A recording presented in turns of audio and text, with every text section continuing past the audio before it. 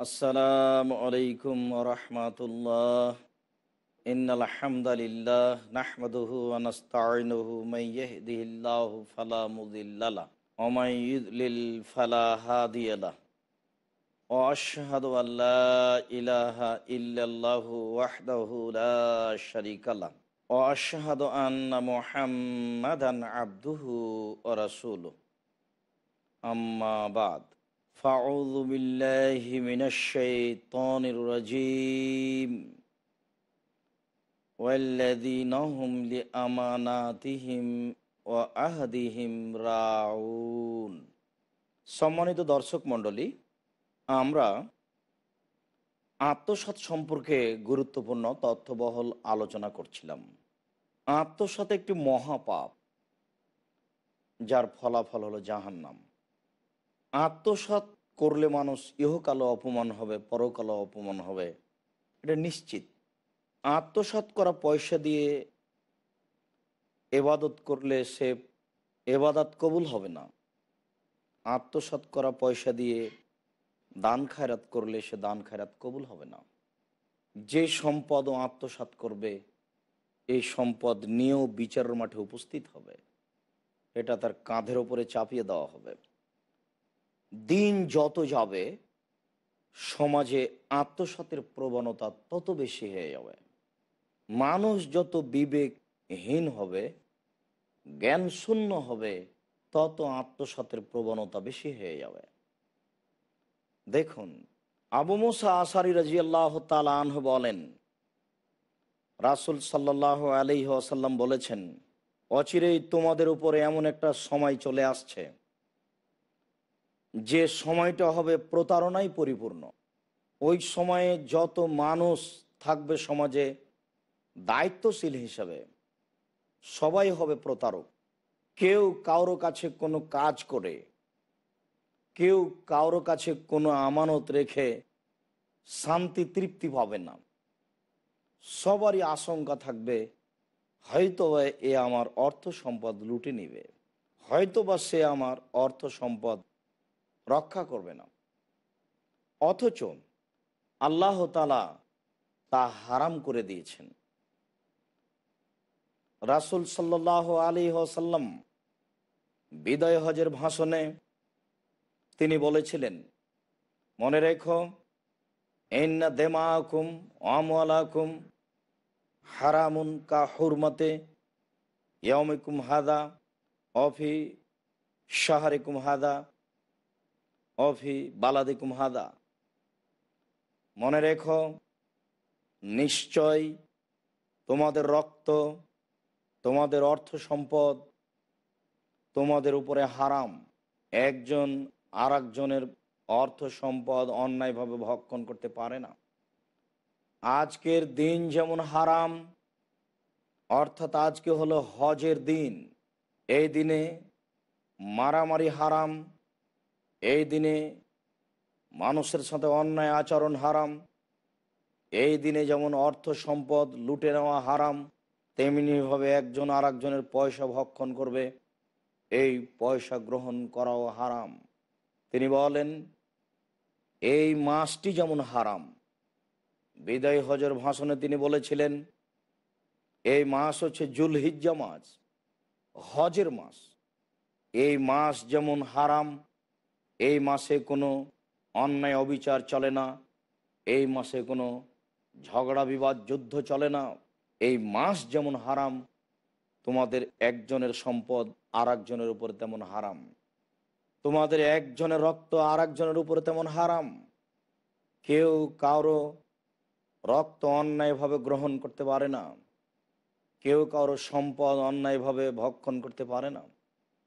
অফি বালাদিকুম হাদা, এই শহর যেমন নিরাপদ, মক্কা শহর, এই মক্কা শহর যেমন নিরাপদ, তোমাদের অর্থ সম্পদ একজনের জন্য আর একজনের কাছে তেমন নিরাপদ।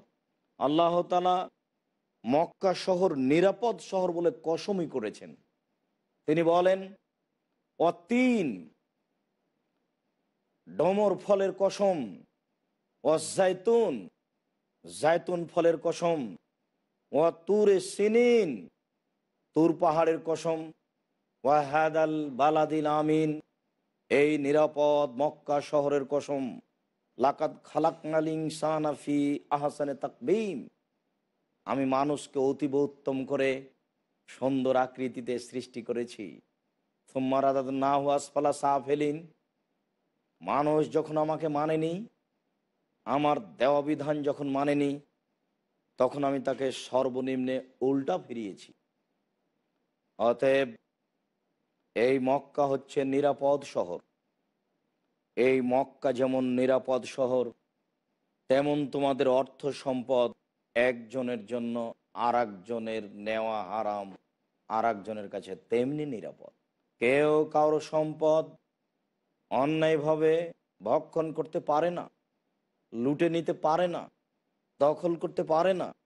রাসূল সাল্লাল্লাহু আলাইহি সাল্লাম অন্য জায়গাতে বলেন, আল মুসলিম আখুল মুসলিম হারামুন মালুহু আর দামুহু ইরজুহু, একজন মুসলমান আর একজন মুসলমানের জন্য ভাই। একজন মুসলমান আর একজন মুসলমানের কাছে যেমন নিরাপদ, নিজের ভাই যেমন, তেমনি তার মর্যাদা, তার অর্থ সম্পদ, তার মান মর্যাদা সব কিছু নিরাপদে। কেউ কারো সম্পদ লুটে নিতে পারে না, কেউ কারো সম্পদ আত্মসাৎ করতে পারে না, কেউ কারো মর্যাদাকে আত্মসাৎ করতে পারে না। মানুষের মান সম্মানেরও দাম রয়েছে, মানুষের ইজ্জতের দাম রয়েছে। ইজ্জতকেও সম্মান দিতে হবে যথাযথ। রাসূল সাল্লাল্লাহু আলাইহি সাল্লাম বলেন, কেউ যদি মানুষের ইজ্জতের হানি করে, মানুষ যদি মানুষকে অপমান করে, তাহলেও তার ফলাফল ভয়াবহ রয়েছে। আনাস রাদিয়াল্লাহু তাআলা আনহু বলেন, রাসূল সাল্লাল্লাহু আলাইহি ওয়াসাল্লাম বললেন, একদা আমাকে জিবরাইল উপরে নিয়ে যাচ্ছিলেন। মারারতু আলা কওমিন, আমি বেশ কিছু মানুষের পাশ দিয়ে যাচ্ছিলাম। দেখলাম লাহুম আজফারুন মিন নোহাস, তাদের নখ রয়েছে তামার, সবার বড় বড় নখ হাতে, নখগুলি দেখলাম তামার। ইখম্মিসুনা উজুহাহুম ওয়া সুদুরাহুম, নিজের নখ দিয়ে নিজের মুখকে খামচাচ্ছে, নিজের নখ দিয়ে নিজের বুককে খামচাচ্ছে, খামচিয়ে গোস্ত তুলে নিচ্ছে, বুকের গোস্ত তুলে নিচ্ছে। দৃশ্য দেখে আমি বললাম, জিবরাইল মান হাওলায়, এরা কারা যারা নিজেরাই নিজের নখ দিয়ে মুখের গোস্ত তুলে নিচ্ছে? এরা কারা জিবরাইল? জিবরাইল আলাইহিস সালাম উত্তরে বললেন, এরা হচ্ছে ওরাই যারা মানুষের মান সম্মানের হানি করত, যারা মানুষকে অপমান করার চেষ্টা করত, যারা মানুষের নিন্দা করত, যারা মানুষকে সমাজে লজ্জিত করত, তাদেরই অবস্থা। আর কারো যদি কোনো দোষ ত্রুটি থাকে, তাহলে তত ঢেকে রাখতে হবে। এটা আল্লাহর আদেশ, এটা রাসূলের আদেশ। আল্লাহ তাআলা বলেছেন, মান সাতারা মুসলিমান সাতারাহুল্লাহ ফিদ দুনিয়া ওয়াল আখিরা, কেউ যদি মান সম্মানকে ঢেকে রাখার চেষ্টা করে, কারো মান সম্মানের বিষয়টি ও জানতে পেরেছে কোনো দোষ ত্রুটি, সে যদি ঢেকে রাখার চেষ্টা করে, তাহলে আল্লাহ তাআলা এই লোকের দোষ ত্রুটি বিচারের মাঠে ঢেকে রাখবেন। বলছিলাম, সম্মানিত দর্শক মণ্ডলী, রাসূল সাল্লাল্লাহু আলাইহি সাল্লাম বলেন, তোমাদের উপরে এমন একটি সময় চলে আসবে, যে সময়টা প্রতারণায় পরিপূর্ণ থাকবে। পুরো সময় প্রতারণায় পরিপূর্ণ। যারা সমাজে দায়িত্ব পালন করবে, কারো কাছে কেউ নিরাপত্তাই থাকবে এটা মনে করবে না। চেয়ারম্যান হোক, মেম্বার হোক, এমপি হোক, মন্ত্রী হোক, প্রিন্সিপাল হোক, হেড মাওলানা হোক, হেডমাস্টার হোক, সমাজের দায়িত্বশীল হোক, মানুষ মনে করবে এই হয়তোবা প্রতারক, অর্থ সম্পদ হয়তোবা লুটে নিবে, হয়তোবা তা আমাকে ফেরত দিবে না, এরকম একটা পরিস্থিতি থেকে যাবে। এরপরে আল্লাহ রাসূল বলেন, ইসাদ্দাকুল কাযিবু ওয়া ইউকাযযাবু সাদিকু, সত্যবাদীকে বলা হবে মিথ্যাবাদী, আর মিথ্যাবাদীকে বলা হবে সত্যবাদী। একটা আশ্চর্য কথা, যারাই সমাজে সত্যবাদী তারাই হবে সমাজে মিথ্যুক, যারাই হবে সমাজে মিথ্যাবাদী তারাই হবে যে সমাজে সত্য। দেখেন না, আমরা আজকে সমাজে দেখতে পাচ্ছি সমাজের সামনে নেতাকে পেশ করা হচ্ছে, তার যত গুণ বলা সম্ভব সমস্ত গুণ বলে তার সামনে পেশ করছে, অথচ একটা প্রতারক, অথচ সে জাতির অর্থ সম্পদ লুটে খায়। কি করে তার এত গুণ পেশ করে মানুষের সামনে, এই কথা আল্লাহ রাসূল বলছেন যে সত্যবাদীকে বলা হবে মিথ্যাবাদী আর মিথ্যাবাদীকে বলা হবে সত্যবাদী। আবু হুরায়রা রাদিয়াল্লাহু তাআলা আনহু বলেন, রাসূল সাল্লাল্লাহু আলাইহি ওয়াসাল্লাম বলেছেন, লা তাকুলু লিল মুনাফিকিনা সাইয়্যিদ, তোমরা মিথ্যুককে নেতা বলো না, তোমরা মিথ্যাবাদীকে নিজের নেতা হিসেবে গ্রহণ করো না। ফাইন্নাহু ইয়াকু সাইয়্যিদান, মিথ্যুক যদি তোমাদের নেতা হয়ে যায়, ফাকাদ আসখাতুম রাব্বাকুম, তাহলে তোমরা তোমাদের প্রতিপালককে রাগান্বিত করে দিলে, তাহলে তোমরা তোমাদের প্রতিপালককে অসন্তুষ্ট করে দিলে। এই কাজ কখনো করো না। যারা সমাজের মিথ্যুক, যারা সমাজের প্রতারক, যারা সমাজের পয়সা আত্মসাৎ করে খায়, তারাকে তোমরা নেতা হিসেবে গ্রহণ করো না, তাদেরকে সত্যবাদী বলে সমাজে প্রকাশ করো না। এটা ঠিক নয়। এতে তোমাদের আল্লাহ তাআলা অসন্তুষ্ট হবেন। এমনি তো রাসূল সাল্লাল্লাহু আলাইহি ওয়াসাল্লাম বলেছেন, ইয়াকুমুল মাসিয়াত ফাইন্নাবিল মাসিয়াত হাল্লা সাকাতুল্লাহ, তোমরা নাফরমানি থেকে বেঁচে থাকো, নাফরমানিতে আল্লাহ তাআলার অসন্তুষ্টি অবতীর্ণ হয়। সম্মানিত দর্শক মণ্ডলী, আমরা আত্মসাতের উপরে গুরুত্বপূর্ণ আলোচনা পেশ করছিলাম। কিছু সময়ের জন্য বিরতিতে যাচ্ছি, ততক্ষণ আপনারা আমাদের সাথেই থাকুন। ইনশাল্লাহ আবারও এই বিষয়ে কথা হবে। আসসালামু আলাইকুম। আসসালামু আলাইকুম রহমতুল্লাহ। সম্মানিত দর্শক মণ্ডলী, আপনারা গুরুত্বপূর্ণ আলোচনা শোনার জন্য অপেক্ষা করছেন, এই জন্য আপনাদের আমরা শুকরিয়া আদায় করি। জাযাকুমুল্লাহ খায়র। আল্লাহ আপনাদেরকে ঈমানের উপরে বহাল রাখুক, আল্লাহুম্মা আমিন। বলছিলাম, রাসূল সাল্লাল্লাহু আলাইহি ওয়াসাল্লাম বলেন, অচিরে এমন একটা সময় চলে আসবে যে সময়ে সত্যবাদীকে বলা হবে মিথ্যাবাদী আর মিথ্যাবাদীকে বলা হবে সত্যবাদী। এই কথা বলার পর আল্লাহ রাসূল বলছেন, আমানতদারকে বলা হবে আত্মসাৎকারী আর আত্মসাৎকারীকে বলা হবে আমানতদার। একটা আশ্চর্য ব্যাপার, যারা এখন বাস্তবতা আমরা দেখতে পাচ্ছি। তিনি বলেন, যারা আত্মসাৎকারী তাদেরকেই বলা হবে আমানতদার, আর যারা আমানতদার তাদেরকে বলা হবে আত্মসাৎকারী। এখন সমাজে যেটা দেখতে পাওয়া যাচ্ছে সেটা এ হাদিসের বাস্তবতা। এ হাদিসের বাস্তবতা আমরা এখন পূর্ণ লক্ষ্য করছি, যা অতীব ভয়াবহ। মানুষ এত অজ্ঞ হয়, মানুষ এত অজ্ঞ হতে পারে যে আমানতদারকে বলবে আত্মসাৎকারী আর আত্মসাৎকারীকে বলবে আমানতদার। আসলে রাসূল সাল্লাল্লাহু আলাইহি ওয়াসাল্লাম বলেছেন, ইরফাল ইলম, বিদ্যা উঠে যাবে, ওয়াকসুরাল জাহাল, মূর্খতা বেড়ে যাবে। যারা মূর্খ মানুষ তাদেরকে বলা হবে শিক্ষিত। রাসূল সাল্লাল্লাহু আলাইহি ওয়াসাল্লাম বলেছেন, সমাজ থেকে ইলম তুলে নেওয়া হবে এইভাবে যে আলেম দুনিয়া থেকে উঠে যাবে, ইলম মানুষের ভিতর থেকে টেনে বের করা হবে না। যখন সমাজ থেকে আলেম উঠে যাবে, জ্ঞানী মানুষ উঠে যাবে, তখন ইত্তাখাজু রউসান জোহাল, জনগণ, সমাজের লোক জাহেলকে নেতা হিসেবে গ্রহণ করবে, একেবারে মূর্খ মানুষকে নেতা হিসেবে গ্রহণ করবে। ফাসুয়েলু ফাফতু, তাকেই ফতোয়া জিজ্ঞাসা করা হবে। সমাজের ভালো মন্দ তার কাছেই জিজ্ঞাসা করা হবে এবং সে উত্তর দিবেও। আল্লাহ রাসূল বলেন, ফজল্লু আজল্লু, সে নিজেও হবে ভ্রান্ত আর সমাজকে করবে ভ্রান্ত। দেখুন, মানুষ কত অবুঝ হলে মূর্খ মানুষকে আলেম বলতে পারে, মানুষ কত অজ্ঞান হলে সত্যবাদীকে বলবে মিথ্যাবাদী, আর মিথ্যাবাদীকে বলবে সত্যবাদী, আর আমানতদারকে বলবে আত্মসাৎকারী, আর আত্মসাৎকারীকে বলবে আমানতদার।